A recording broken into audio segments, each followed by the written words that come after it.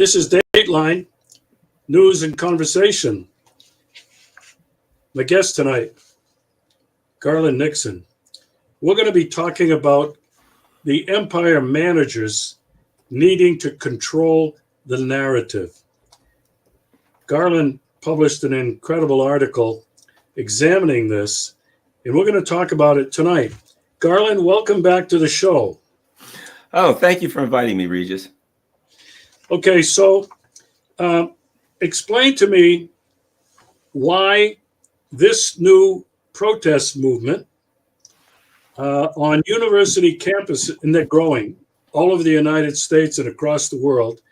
The protests are growing on street corners in America, on the streets of major cities in countries around the world.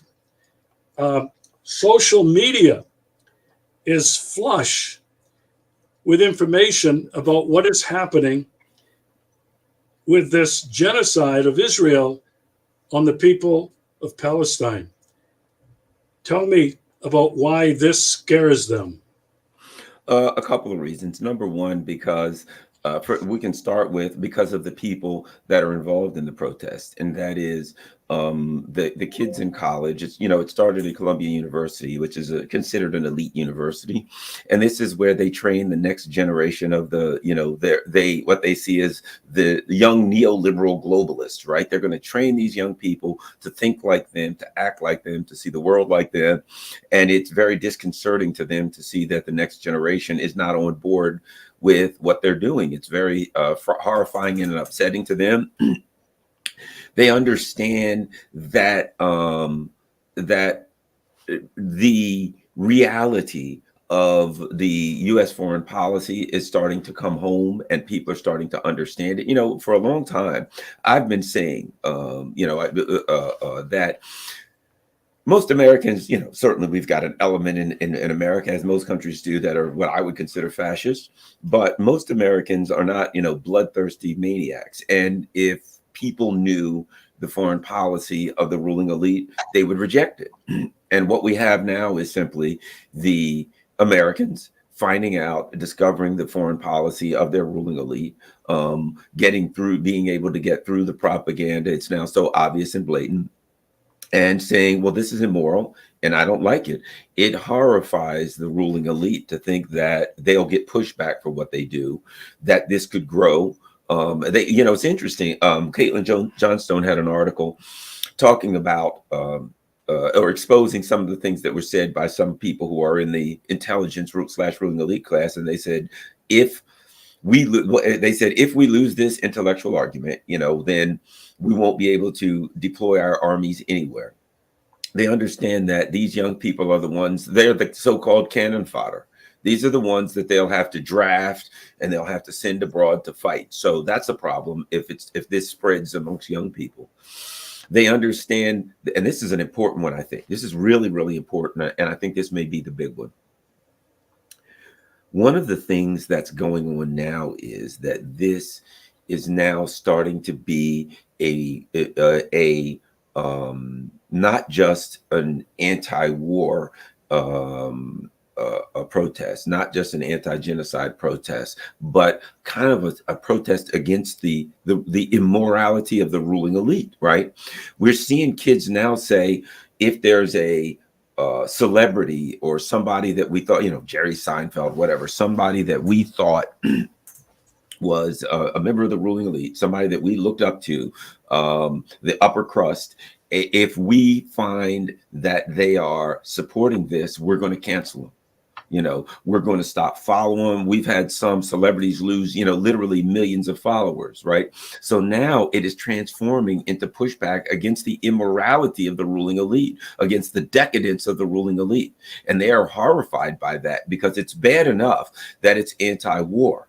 But what's really bad is they're realizing the immorality and the decadence of the ruling elite, and they're pushing back against this. Well, how can the ruling elite continue to dominate, continue to buffalo these children into, worshiping them, supporting them, saying, I want to be like them, if the kids and people start to discover what they really are?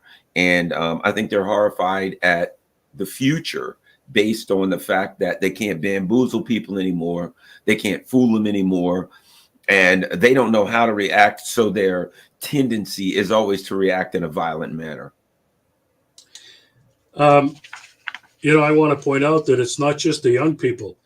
There are a lot of people of my generation who grew up protesting against the Vietnam War and everything else since then, who are also part of this burgeoning movement. And they're aware, and they're educating each other about what's really going on, which you've made really clear.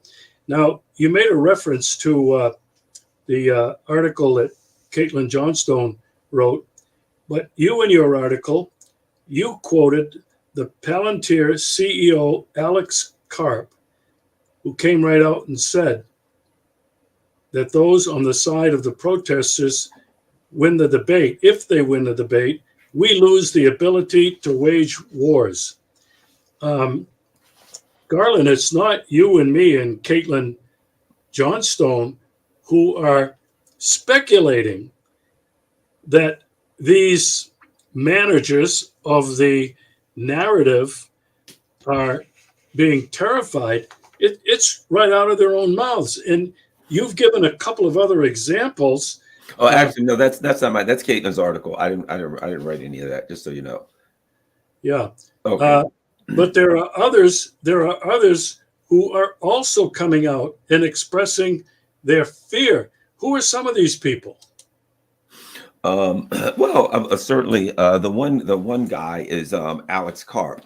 He runs a company called Palantir. He said, well, runs it. He's the CEO. He's the head of this company called Palantir, which is nothing but a CIA operation. The CIA funds it, and they do tech stuff for the CIA. And he comes out and says, what's interesting, he says, if we lose this intellectual debate, again, that tells you something about the ruling elite.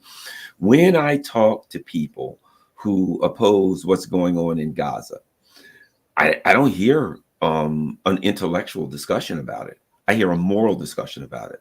So to the ruling elite, it's an intellectual debate. It's about a narrative. It's not about right and wrong. It's about who can dominate and win the debate. And when they say an intellectual debate, they don't mean they don't really mean intellectual debate. Here's what I mean. When they say you disagree with them for one reason or other, they'll just say the words Hamas or the words anti-Semitism or something. They will not have an intellectual discussion of it. They will just use propaganda. They'll use bullying, etc. But they won't have a foundational moral discussion about right and wrong. Who's right and wrong? Okay, so we learn that, or we understand that the ruling elite people, the people who are the psychopaths and sociopaths who have these brutal foreign policies, they see everything from an intellectual perspective. How can I dominate you intellectually? And if I can't dominate you intellectually, how can I basically take a club and hit you in the head? How can I physically and kinetically dominate you and force you to do something? I'll send the police in, they'll beat up the students, they'll drag them away. Because when they say intellectual debate, to them, that really means I'll talk about it. And if I can't win the discussion, I'll use brute force. That is what they do in foreign policy. Country A do this. If country A doesn't do that, we'll use economic sanctions, we'll use physical attacks, and we'll use some kind of coercion to make you do this. The people out here are protesting it. And this is really the battle now. The battle on one side is how can we have a narrative and make arguments that win and force you physically to do what we want. The article on the other side is simply moral. It's not about who's Jewish or who's Palestinian or who's has the good the best argument and how we can finagle these arguments so somebody comes out on top in a debate on a stage. No. It's about, to most people that are looking at it and saying, well, I see lots of children being killed. I see families being blown apart. I see violence against innocent civilians. Morally, that's wrong. Doesn't matter who the two sides are. Morally, it's wrong to slaughter men, women, and children. So we've got a moral debate against all of us out here versus a so-called intellectual debate against the ruling elite who are inherently immoral. You can't have a moral debate with people who have no morals. who basically play whoever has the most power, wins. That's the game that they play. And so in Zen, we have a saying, the shark and the tiger can never fight, for they have no common ground, right? They can't fight back against us because they don't have a moral argument. And so we push our argument. So it becomes really true democracy. And that is, we push our argument, they push their argument, those two arguments clash. The problem they have is this: in America, 83% of Democrats, 56% of Republicans, for a total of 70%, over 65% of independents, a total of 70% of Americans. Combined those numbers, you get 70% of Americans oppose what's going on in Gaza, and not from an intellectual perspective, from a moral perspective that says we don't want our government to be doing these things in our name. Because they can't have a debate, because they have to face it in a true democratic forum, where the numbers say that the majority, from a democratic perspective, a numerical perspective, the majority on one side clearly will overwhelm the minority on the other side. It's very upsetting to them, because if you think about it, what are we really talking about? We're talking about minority rule.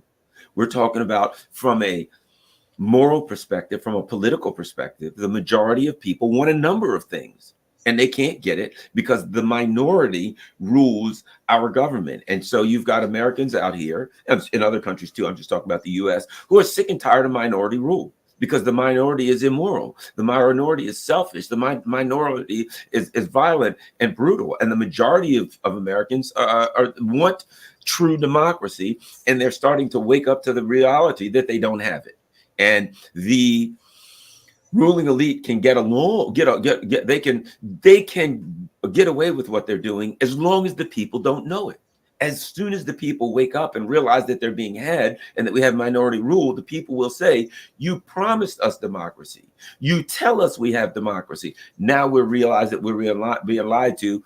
The ruling elite lose all trust, lose all legitimacy, and then they don't know what to do, and that's why they're horrified. And they're blaming these students, as though these students in a society are changing everything, not understanding, not realizing, not accepting that it's not the students. The students are an expression of the problem that they have. The students aren't creating the problem. They don't know they don't know how to deal with this. They're totally befuddled.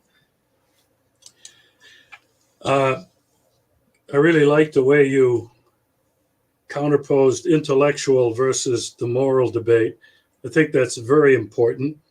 The other thing that I want your views on: why is the narrative so important? Now, from my perspective, the managers of the empire have controlled the narrative forever, especially the American narrative.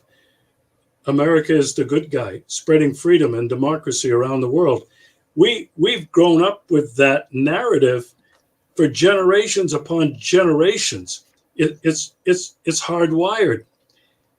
Why is the narrative so important, Garland? Why is it so important? The narrative is important because the truth won't work for them, for what it is that they're trying to do. So what did we have? Some people might have heard me say this before, but I'll say it again. For decades, let's say since World War II, the U.S. would go around the world stealing people's stuff. They wouldn't just build an industrial base, an economic base based on what we can do and how we can do it and our ingenuity and our hard work, blah, blah, blah. A big part of our economic base was, let's go to Africa and steal their stuff and overthrow their country. Let's go to Latin America. Oh, they've got bananas with the United Fruit Company. We'll overthrow the government so we can get the cheapest bananas. Oh, wait a minute, they've got this in this country. Let's overthrow the government. Let's do it this and that so we can steal stuff, so we can dominate. We can use things like that. Now, back home, the people were like, well, we're living pretty good. The ruling elite would say, of course you are, because we're smarter and better and more hardworking than everybody else. They didn't really say, well, one of the reasons that you're living pretty good is because we're stealing people's stuff and we're getting cheap stuff and we're making big profits off of it. Because they could have still had a strong industrial base, as we see in Russia and other China and other countries. They're not going around robbing and stealing, but they still have a good, strong industrial base. But it was the nature of the ruling elite in Europe and the US to do this. This is who they are. That's what they've been doing for centuries. That's what the Vikings did. Okay. It's a very cultural thing. The British Empire. Okay. So they had the people fooled into saying, you're living well in the US empire and the British Empire because we're smarter than everybody and because we're more hardworking than everybody. And the people bought into it. Here's the problem they have. They have done, sold out the industrial base, and they've replaced it with this financial Wall Street crap, magic, right? Crazy financial tools that they twist up, asset-backed securities and things like that they don't even understand and make money. And the money comes in on Wall Street and the people don't see a part of it. So what's happening is the privilege that people were getting from living in the empire, right? You're living good because we're smart. Well, we're not living good anymore. Our lives, our futures are starting to deteriorate. And now the same ruling elite that went to the other country and stole their stuff and took advantage of the people and preyed on other people so they can make a profit, they're not able to do that as much around the world anymore. Now they're doing it. It's come home. This brutal empire has now come home and said, well, we'll do it to the American people. We'll treat the American people have become the same kind of cattle, the same victims of our ruling elite as were the victims in Africa or Latin America or Asia in the past. Now they're just victimizing us all at home. And the people at home are saying, well, I'm not getting any privilege from this. I'm not getting anything. This doesn't work for me. And the ruling elite, the only thing they know is, what did they do if they went to Guatemala or whatever country and they said, we want your bananas and you won't give it to us. And the people in Guatemala said no. They overthrew their country. They killed people. They brutalized them. They used the most brutal repressive methods they could. And then they took the bananas anyway. Now the American people are finding out that these same ruling elite are saying, okay, do what we want. And when the American people say it's not working for us, we don't like it, they use the same methods. They don't have another option. So they are trying to maintain a narrative that worked for them for decades. It only worked because the American people's lifestyle was high enough that the American people would kind of get a bribe, right? The American people would say, well, at the end of the year, the government has a $2 trillion budget. What part is mine? How much do I get out of it? Do I get my roads out of it? Do I get my schools out of it? Do I get healthcare out of it? What part of this pie do I get as a citizen? But what their narrative allowed them to do is never discuss how the pie was baked. So Americans would say, yeah, this is a pie. We got $2 trillion. I want to make sure I get this in my community, in my neighborhood. Bring home the bacon, they said. In other words, I want to make sure my congressman goes to Washington, D.C. And when they come back, they say, in our community, we're getting a new bridge. We're getting a new school. We're getting a new this. Okay, we're getting a 1% raise in Social Security. They were like, yay, my part of the pie. My member of Congress brought home the bacon. They brought me something home, right? Now, particularly when it comes to this issue in Israel, Americans are finally having the opportunity to, as they say, see how the sausage is made. They now get to see how that $2 trillion pie, the only thing they did was argue over who got what part of the pie, what crumb, what slice, what, et cetera, right? For starters, now what they see is we're at a point where the billionaires get all of the pie. You don't even get a crumb. And then they tell you, you've got to wash the pan and serve me the pie. So Americans get nothing out of it. And secondly, with this particular conflict with social media, wherein they can see what's going on every night, they now say, wait a minute, I don't like the fact that you're putting the innocent bodies of children and women and men and what have you into this pie. Now there's a discussion about how the pie was baked. That's the U.S. empire. Here's the problem. What happens when Americans look at that and say, well, that's not right? And then they say, well, wait a minute, I don't trust you. You're up to no good. You've been giving me a narrative about Ukraine also. Maybe I should look in that. You've been giving me a narrative about Taiwan also. Maybe I should look at that. It's the house of cards. Once Americans don't trust them on the Gaza narrative, all the narratives become suspect. And the question of how that pie is baked becomes becomes questioned. I think they understand that they can't lose one narrative and keep the other. You know what I mean? If the person finds out that you're a con artist, if you're conning them in 5 different ways, if they find out that you're conning them in one way, they're going to say, well, the other 4 must be a con too. And so they know to lose one narrative for them is to lose trust, to have that crisis of trust, that crisis of legitimacy in the ruling class. And then all of the lies and machinations that they use around the world to rob and steal and start wars, it'll all fall apart. So they're horrified that the whole thing comes tumbling down. And they're right, because the whole thing is starting to come tumbling down. I agree with you. I think Americans are beginning to wake up that the stories they've been told have been false, have actually been out and outright lies. And I think, and I hope that this awareness, this awakening is going to help fuel these protests saying, no more, we don't trust you anymore. And this is what we want. Now, I want to try to make clear what narratives really are and what they have meant for human beings ever since they began speaking and understanding each other. They've told stories. The stories defined who they were. The stories defined their history. The Old Testament, Christianity, was all stories before it was ever written down. The same thing with any religion. It's storytelling.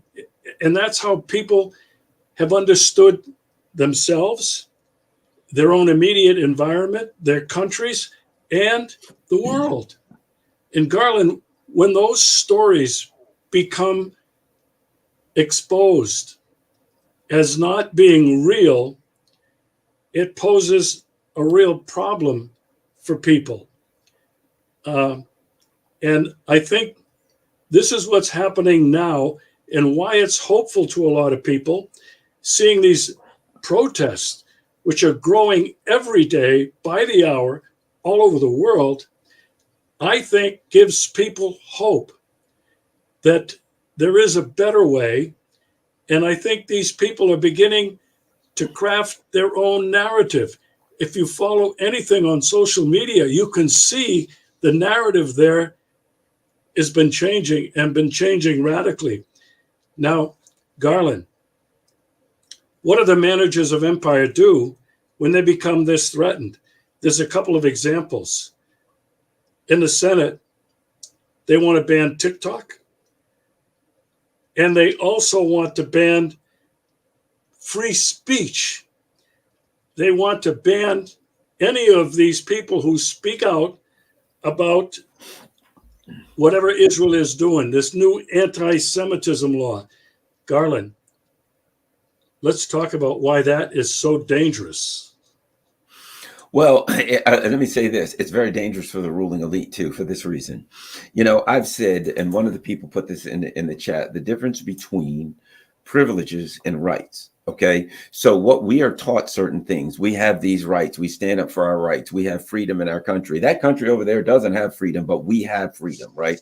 We've got rights. Well, if you have rights, then it's yours. You can't get rid of that. Nobody can take it. But the fact of the matter is the ruling elite, these people in Congress, they don't see what we are able to do as rights. They see themselves as lording over us, right? So from their perspective, we only have the privileges that they grant us, and they can revoke those privileges. So now we get an argument where the littles, right, the masses say we have rights.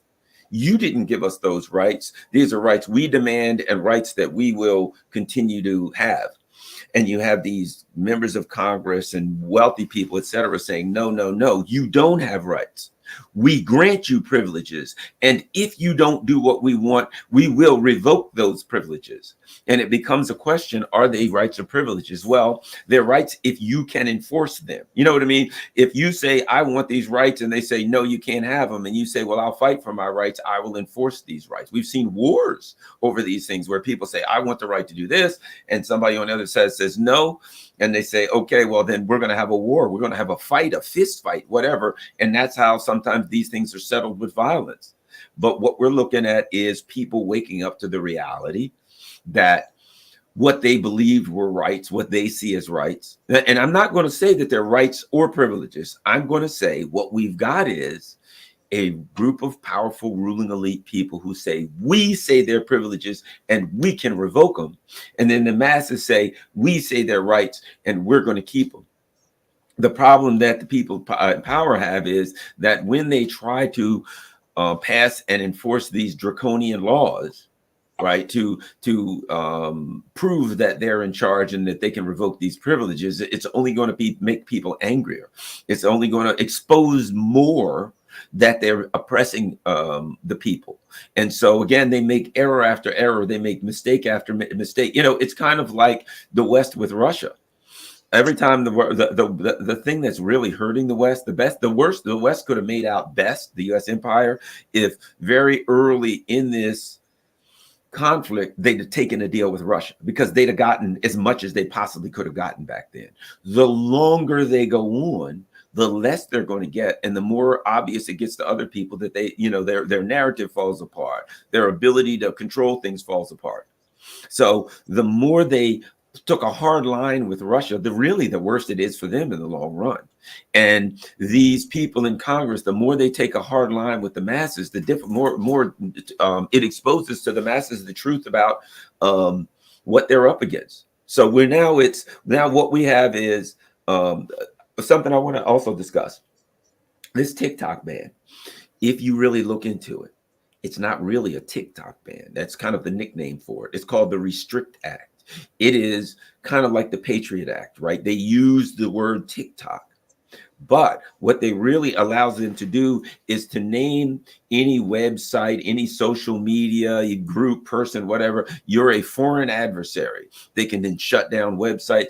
And in there, it even says, if you either act on behalf of a foreign adversary, or listen to this, I don't have the exact words, I have to bring it up, push the narratives that would be beneficial to a foreign adversary, right? So if you and I are on and we're saying, let's say Russia or China, Iran, you know, Cuba, whoever that they view as a foreign adversary, takes a position, and that position is factual. It's completely factual, right? They say, well, the U.S. did this in 1987. And we say, well, that's a good point. Yeah, the U.S. did this in 1987, and that was a bad thing. They can then say you're pushing a narrative that's beneficial to a foreign adversary, even though it's true. Even though anybody could say it, it's, quote, beneficial to a foreign adversary, gives them broad powers. Now, guess what? If you look at the Restrict Act, they can do financial seizures. So they can now come to Garland and say, Garland, we're taking your house, we're locking your bank accounts up. Oh, and by the way, you can get up 20 years for that. All they have to do is say, you are pushing the narrative that's beneficial to a foreign adversary. How broad is that? You can be telling the truth 100% right now. What else does that mean? Or a terrorist organization. What else does that mean? These kids are out there and professors are out there saying, we don't agree with this, right? We don't agree with what's going on. All they have to say is Hamas is a terrorist group / foreign adversary. And the people that are protesting are pushing the narrative of a foreign adversary, whatever, right? They could shut down all of the people that are protesting, everything, shut down everything they have online, lock up their bank accounts, take them to jail, give them 20 years, you name it. So it's setting up the expansion of the expansion of government power, the expansion of their ability to oppress Americans, to suppress any our privileges of free speech. They're just shutting the door on things.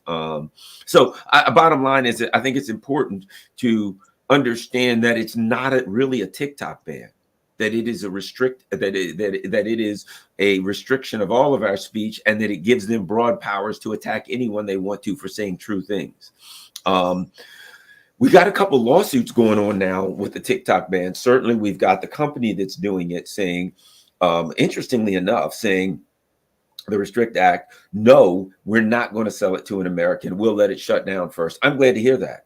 I'm glad to hear that. I'm glad to hear they're saying we're not going to shut down our TikTok. We'll let it go out of business before we'll sell it to an American. I'm glad to hear that, because part of the plan, of course, is we'll get them to sell this to an American. See, they're not mad because TikTok sends their stuff over to China or China use it. They're mad because they control these other, so the intelligence community controls these other social media operations, and they don't control TikTok. So they want some American to buy it, and then they'll have complete control over TikTok. They got a lot over it now, but they want all of it. So they're angry about that, and they want to take it over. We also have now, I understand, these TikTok influencers, people that make money off TikTok, make videos. I know people that make videos where they use AI and fun stuff and cool stuff and change clothes into different colors and things, right? And they make money off of the views. I mean, it's a great ingenious thing for young people or anyone to be able to do. Great. Somebody can make a few dollars. They're suing, saying that the government is infringing upon their free speech and their right to make a living. So I think we're going to be looking at a lot of lawsuits. If in fact it gets to a point that it closes down, man, they're going to infuriate the 30 and under. If it happens, I hope it doesn't happen. But if it does, then I think the ruling elite will be really sorry they did that, because that's something else that would expose them. And it all goes back to, again, what? Narrative control. It always comes back to they are losing control of the narrative, because what they're doing is obvious and out in the open, because they are desperate. They're losing on all fronts, and they can't afford the illusion of democracy. They can't afford the illusion of rights. They can't afford the illusion that European countries are independent and sovereign anymore. All of these illusions are being dispensed with, which is simply waking up the people.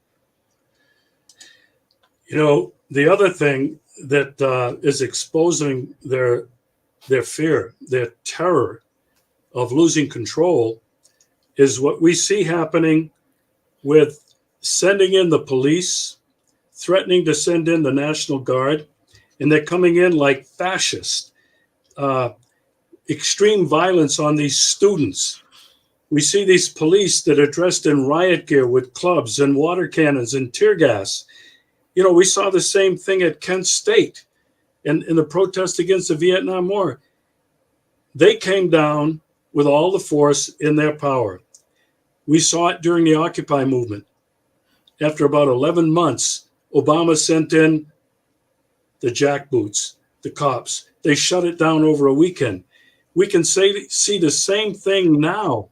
This fascist behavior, which is complete total control, using everything they have, as you mentioned, and we've been talking about, Garland, the media, the laws that they're trying to enact in this country, and using this extreme, obscene violence on innocent kids.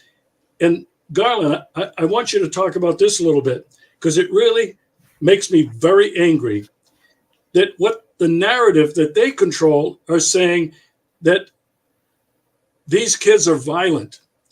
And it's actually these paid instigators. And you and I know it. They're paid by Soros. They're paid by the CIA. They're paid by whoever, IPAC or whatever these organizations are. They did the same thing in Kiev in 2014 to create violence out of a peaceful movement. Your comments. Couple of things, and this is the history of the U.S. empire. I mean, you can go back to the civil rights movement. If you remember Martin Luther King, and what they would do is they would, on Sundays after church, they have all of these people come out of church, all these black people that were upset over the apartheid policies, and they would march in the street in their church clothes. So they were dressed, they had suit and ties on, they had white shirts, they had dress clothes, they had their children, their wives. They'd march down the street and say, hey, they may sing, a hymn or something, right? absolutely innocent people saying we're unhappy with what they do. They came out with water cannons. They put dogs on them. They beat them. They mistreated them, right? Then that was in the 60s. Look at the, as you said, 60s and 70s. The students came out. Nonviolent protests. Hey, we don't want this war. We don't want to go over blah, blah, blah. What do they do? As you said, attack them, beat them, you name it, right? The history of the U.S. is they use the velvet glove, and as soon as they see that that doesn't work, they go right to the iron fist. They start off, do what we say, please. The problem is if you say no, they say, okay, then we're going to attack you and beat the crap out of you. That's what they do. And as we always talk about, that's what they do overseas. That's their only move. The only difference between the difference between U.S. foreign policy and U.S. domestic policy is grammatical. There is no difference in the physical world. So what they do is they go to a country and they say, give us your oil, and the country says, well, no, we don't, we want our own oil. Okay, great. Then they come in and beat the hell out of you, blow you up, and they take the oil right at home. Stop doing this. No, we don't want to stop doing it. We think this is wrong. Great. Okay, fine. They do the same thing. They don't have other tactics. If you remember, during the trucker thing in Canada, what they do, they went up, hey, stop. They called them Nazis, every name in the book. And then they started using economic sanctions. We're going to lock up your bank accounts. That's economic sanctions. What do they do around the world? They use economic sanctions. Now they're using economic sanctions against their own people. They're using the same violence against their own people, the same economic sanctions against their own people, all of the things, the tools that they have, the arrows that they have in their quiver. That's the thing to understand. Watch what the managers of the U.S. empire do around the world. You can see what arrows they have in their quiver, right? And whatever arrows they have in their quiver that they use against Russia and China and Syria and whoever else ever ask, when they're challenged at home, they will use the same exact arrows. They only have a limited set of tools, and that's the set of tools they use. And now, one thing about ruling elite people and powerful and rich people, their biggest fear is always the pitchforks and the torches coming out. Their biggest fear is never away from home. Their biggest fear is always internal uprising. This is their grandest fear because they need the people on the street to work and feed their machines. They need the people here when they start a war to go fight it. They need the masses for certain things. And their biggest fear is that the masses won't be behind them and they can't get away with it.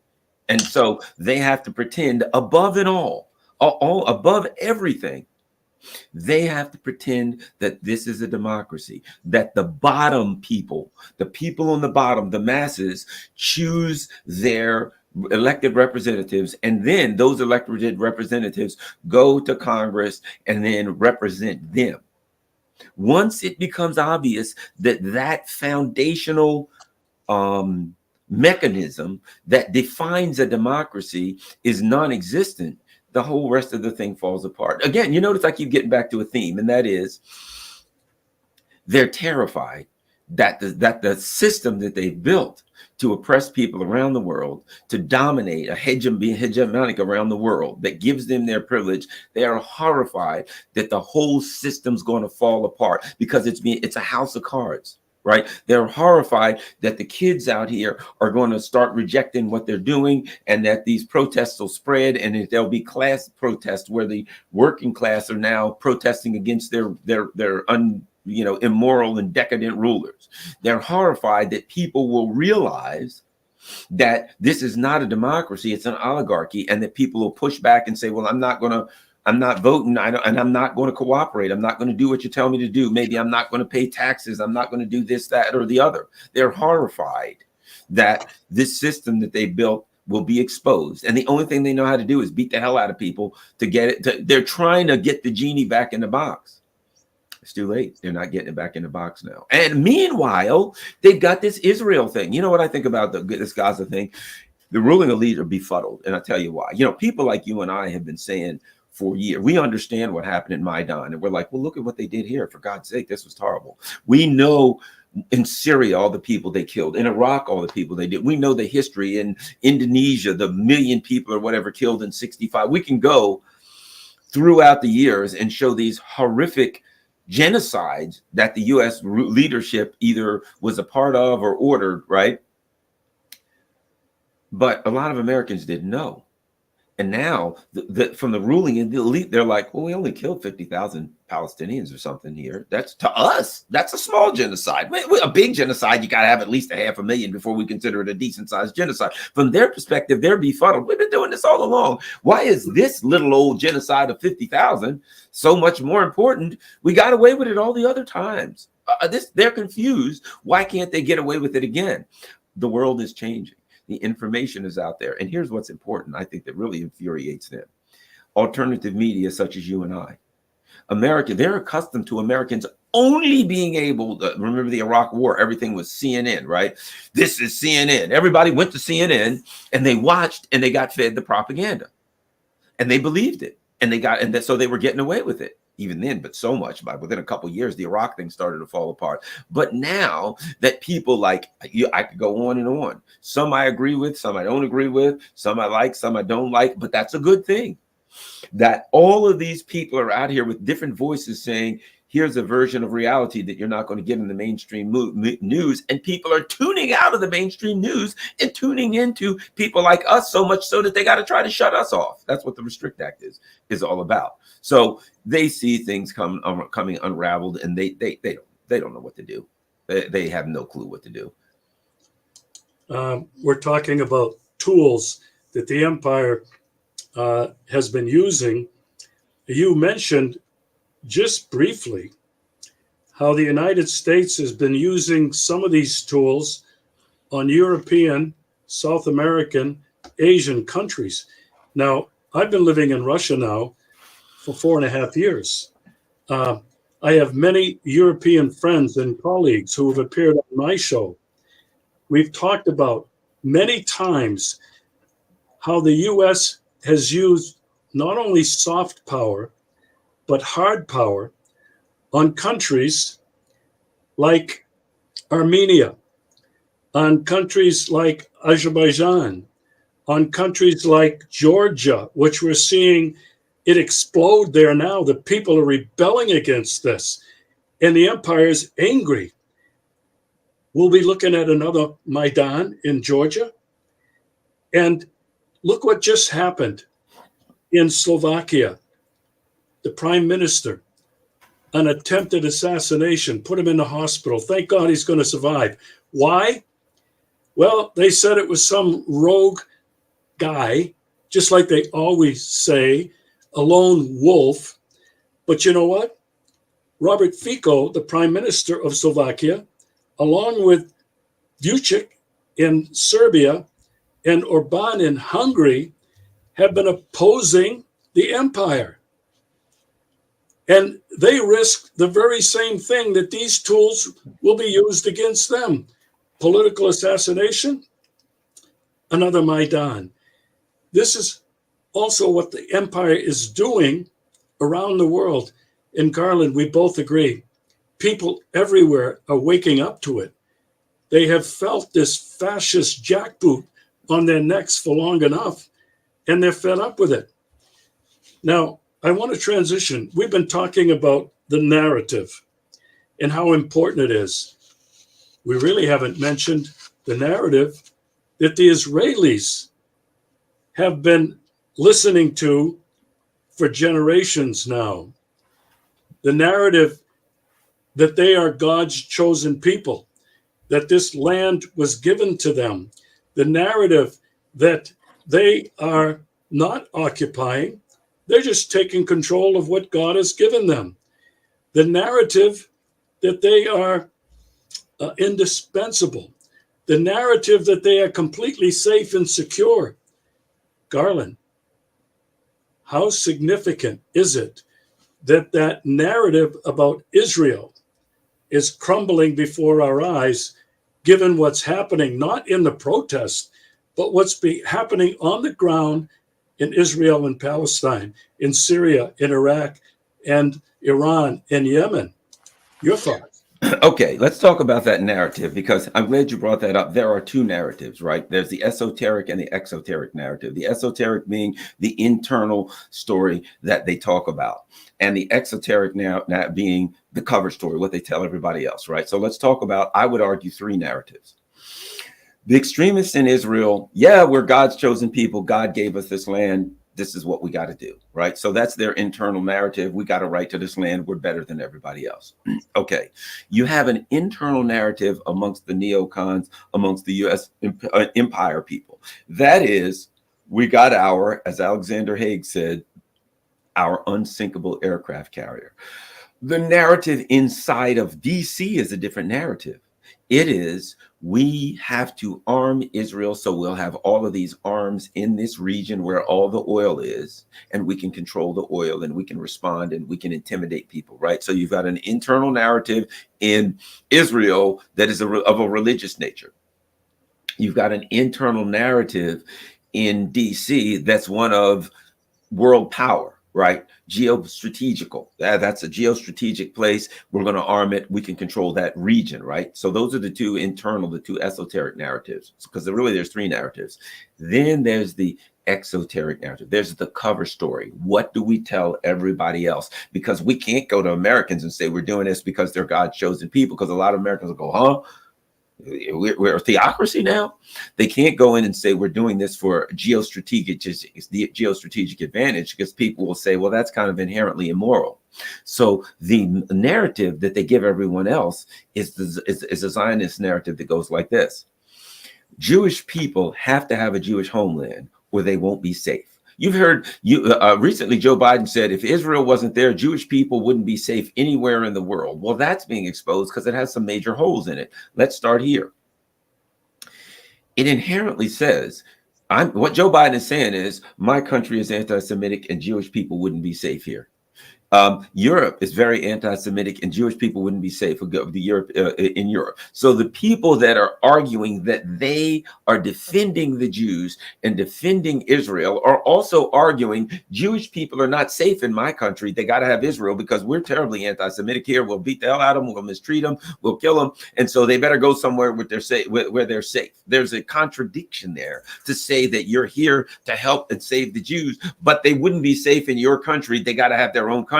Where people like us are like, man, I have anything against Jews or anybody else. Like they're perfectly safe. They can live next door to me, whatever. I don't care. It makes no sense to us, but the ruling elite have to have a cover story. So it is, we're doing this for the safety of the Jews.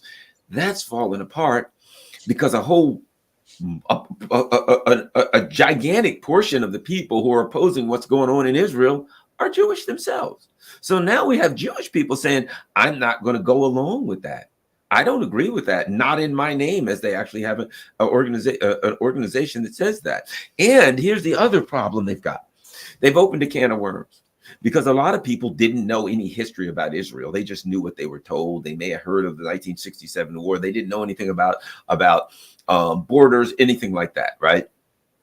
But now all of these people are starting to look into history of how it was formed and who's Theodore Herzl and what was the Nakba and all of that. And as more and more people start to look into the history of Israel, they're starting to say, well, wait a minute, there's some problems here. Wait a minute, this thing was never fair to the Palestinians and the people in the region.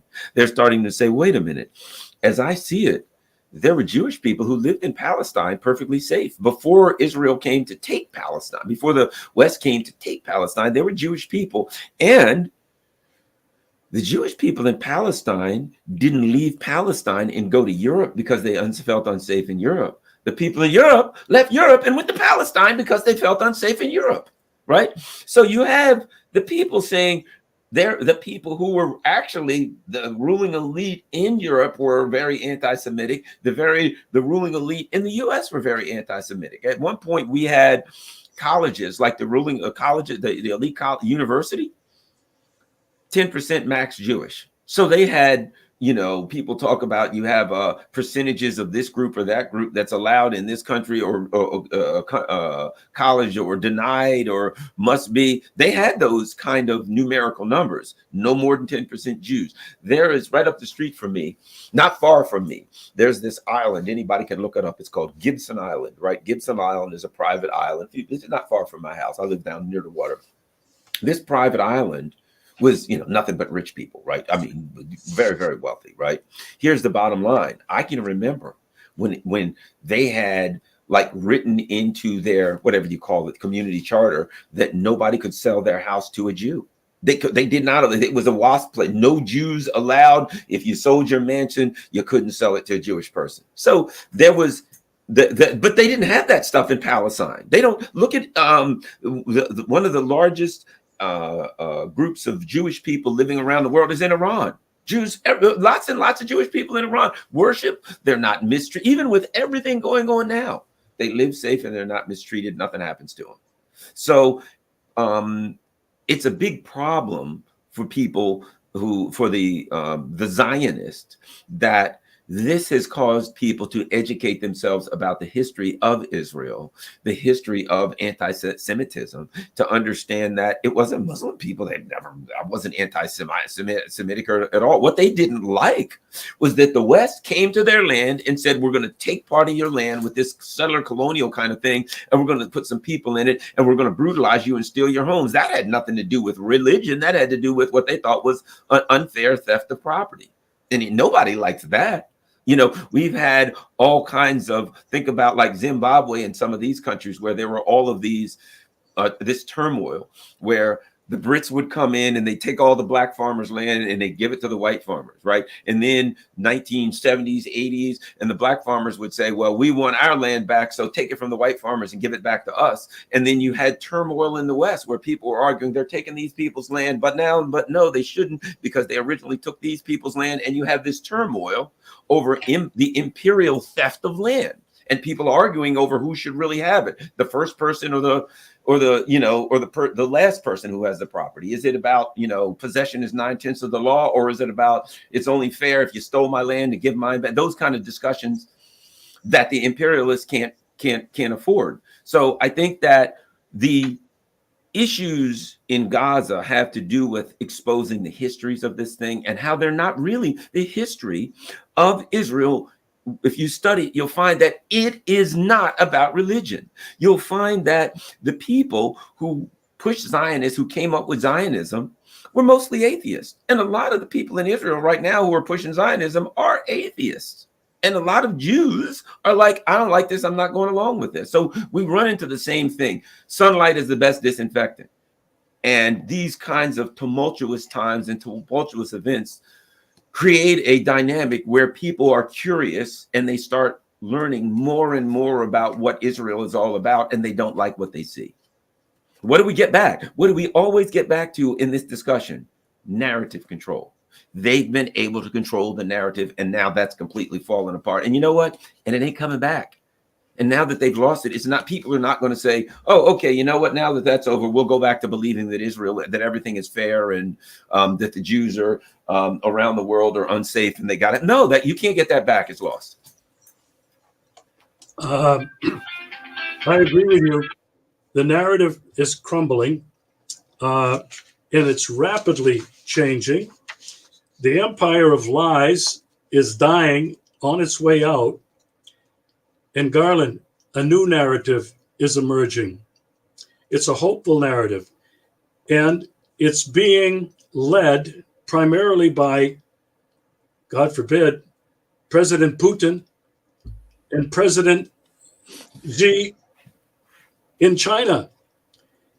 And the narrative that they're creating, that is now beginning to catch on, is a narrative of a multipolar world, led by the BRICS Plus movement, which is rapidly growing. It will continue to grow this year as Russia hosts the BRICS annual meeting.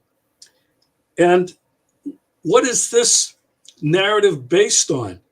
Garland, it's nothing more than what you and I and millions have known for a long time. It's based on the strict observance of international law, the principles of the United Nations Charter, the sovereignty and respect of all nations and all peoples, diplomacy versus confrontation and war. It's a narrative that is appealing to people all over the world, Garland. They're beginning to speak this narrative of a new world that is emerging. And Garland, I know you agree with me. We are at a critical and dangerous point in human history. Humans have never faced the threat of such danger, the threat of annihilation. And I'm not just talking about nuclear annihilation. I'm talking about all of the tools that these managers who are controlling the old world order are using. The vaccine, COVID, lockdowns, masks, educating your children at home. They are using a tool we'll refer to as depopulation. This is an assault on us as humans, and with artificial intelligence and 5G and everything else they're forcing down our throats, they are looking at a new world. They are the evil ones of transhumanism. They want to change who we are. And Garland, let's finish with this. How important it is, and I think we've made it clear, but let's just summarize how important it is now for the rest of us, the majority, the vast majority of people all over the world, to now not let them put that genie back in the bottle, but it is not important now to craft this new narrative that hopefully will eliminate war, injustice, poverty, and unite the people of this planet. Your final thoughts. Well, a couple of things. One of the things I've talked about, I've used this term, the term coalitions. I like to use that term. So basically, I've said what we've got is we've got the U.S. empire, which has a coalition, and we have what I'll consider the Eurasian-led empire, China, Russia-led. You could argue that there's South Africa. You could add some other countries in that, but overall, it's a Eurasian-led coalition, right? So that's what we have now. The U.S. empire understands that there is a Eurasian-led coalition. The Eurasian-led coalition, they just want to eat, as they say. They just want to survive. They just want to make it. They want to better themselves, and et cetera. Where you have the U.S.-led coalition that wants to dominate.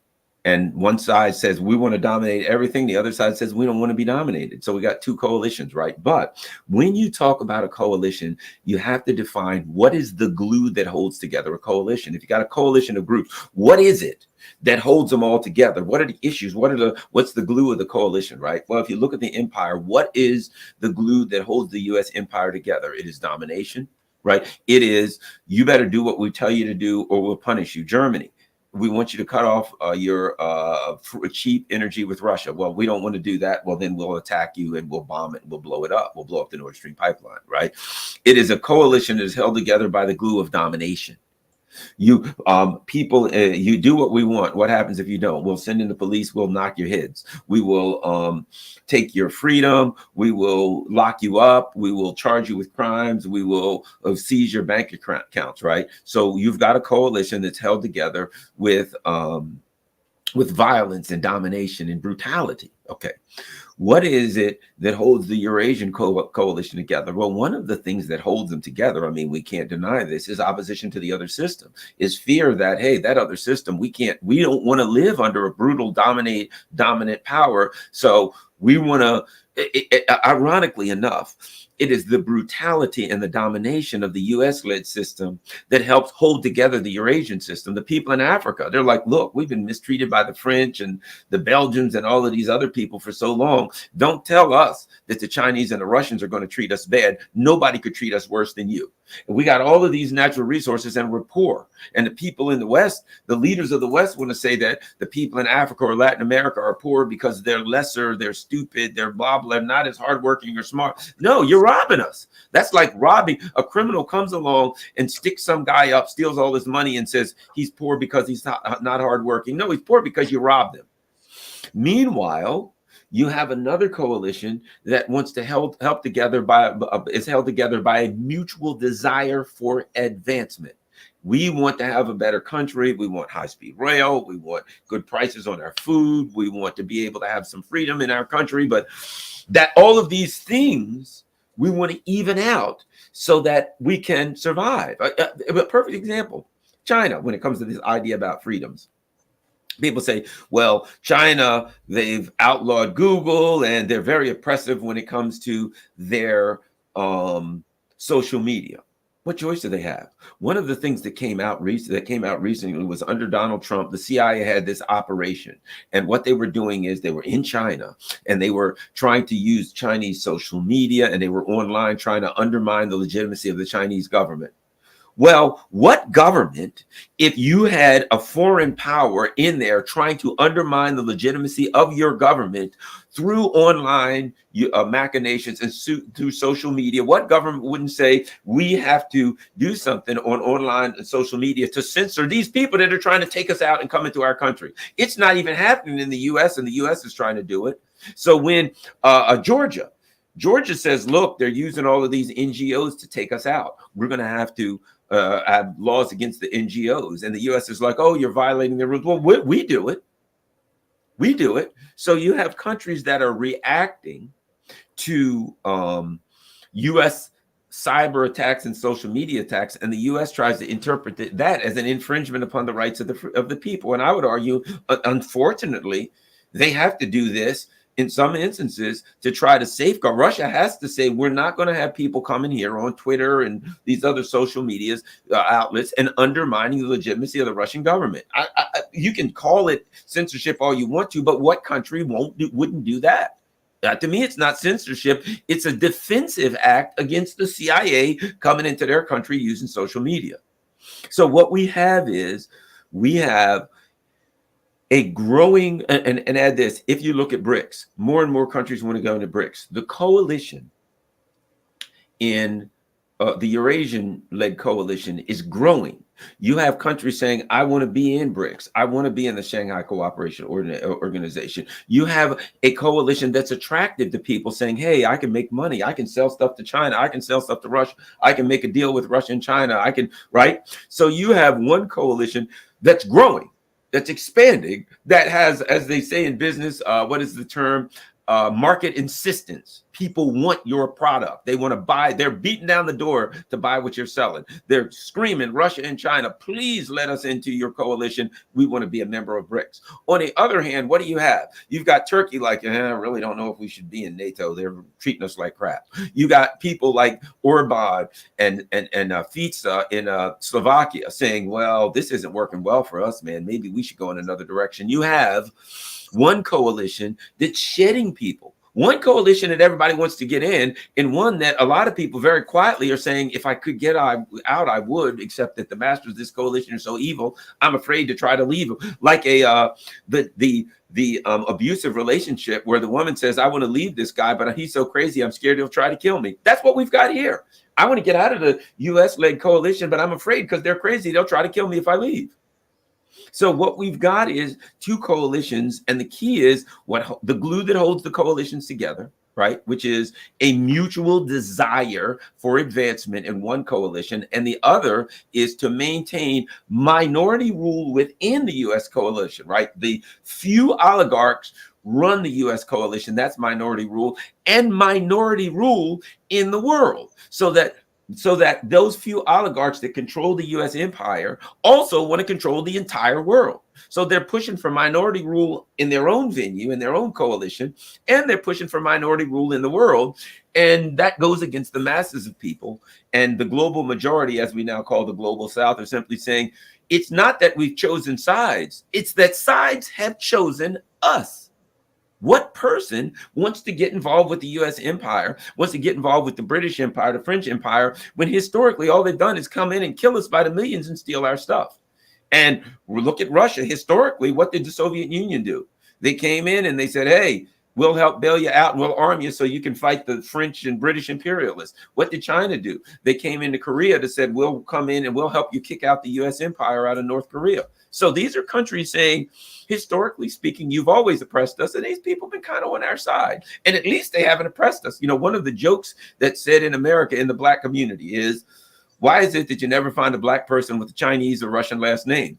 Because the Chinese and Russians didn't enslave black people. Black people's last names are the people that enslaved them, right? Black people came over here, and like whoever the slave owner was, you walk away and they say, okay, you were owned by Mr. Smith. Your name is Garland Smith now. That's where your name came from. But you don't find Garland Chin or, you know, Garland whatever Putin. Why? Because the Russians and the Chinese didn't go around enslaving people. I'm not saying that historically there weren't empires if you go back 500 to 1,000 years and that borders didn't expand and contract, sure. But we're talking within the last few centuries. We're talking within the context of how people see the empires today in the context of how they're going to be treated and how can they advance themselves. And there's no poor country in the world that looks at the U.S. empire and says, an alliance with them will advance the interest of us. Every one of them looks at China and Russia and says an alliance with them will advance our interest. And so you have market insistence versus market rejection. People saying, I don't want to buy what the U.S. is selling anymore. Oh, please, I want to get in this coalition because I think I can get some benefit out of it. Garland, quite a discussion. Can't thank you enough. Look forward to doing it again. This has been a very interesting show. You obviously have a lot of followers. There's over 1,200 people, I guess, that were tuned in, and they're all of your faithful fans. Take care, Garland. We'll see you again soon. All right. Thank you very much. Certainly appreciate the invitation.